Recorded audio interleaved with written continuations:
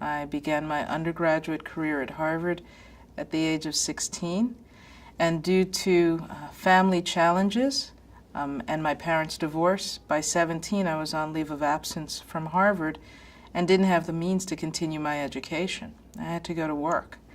And so my career was largely born of a need to provide for my family, the gift of communication skills that enabled me to seek opportunities initially in telephone sales and then in sales for what was at one time known as a personnel agency, and the experience of interacting with companies, identifying talent, meeting those needs, filling positions, was in many ways how I fell into a career in human resources many years ago.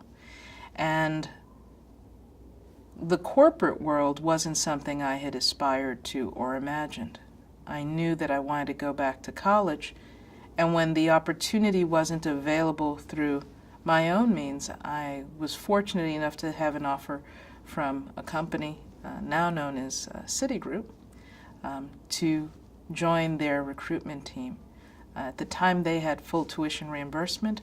I thought that would be a great way for me to be able to continue gaining an experience and complete my education, and I gained so much more from that.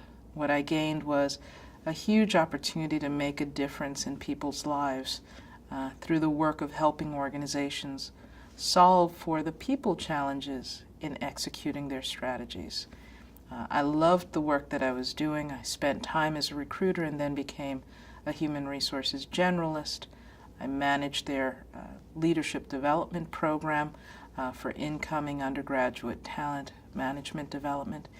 And through the course of this journey, I quite frankly gained a skill set around diversity and inclusion at a time when that wasn't even a career path to be had. In fact, I can honestly say that what brought me into the corporate world was a very early example of diversity and inclusion. Citibank was struggling with a group of community activists who were really unhappy that they didn't have Spanish-speaking employees in branches based in the South Bronx in New York City. And the majority of the consumer population in that marketplace was Latino or African American at the time, much as it is today. However, because they didn't have Spanish-speaking customer-facing employees in the branches, these community activists thought that to make the point, they would glue the automated teller machines in the branches shut. In so doing, all customers who came in to withdraw money from the ATMs were not getting their money. The cylinders would revolve, jamming the cylinders with cash. The customer account would get deducted, and their ATM card would be withdrawn and captured by the machine. So that wintry weekend in February of 1985 actually became a flashpoint for Citibank, where customers were really unhappy with the experience they had at the bank, and they recognized that they needed to solve for another problem, which was how do we make sure we have employees who reflect the community that we operate in and can serve customers who don't have the ability to communicate with us.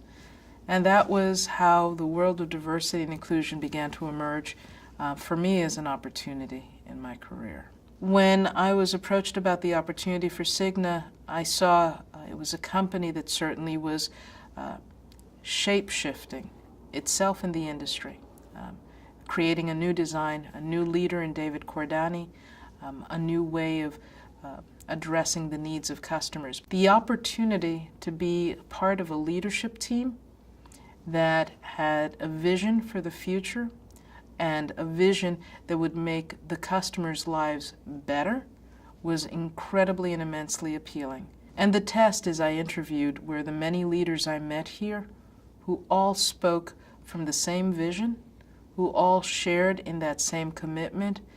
And by the time I concluded the interviewing process, I was so inspired that I not only could see myself at Cigna, I couldn't imagine myself at any other health service company or insurance company, because I recognized Cigna was uniquely different, had a DNA that was going to transform this industry, and I believe that to be true today.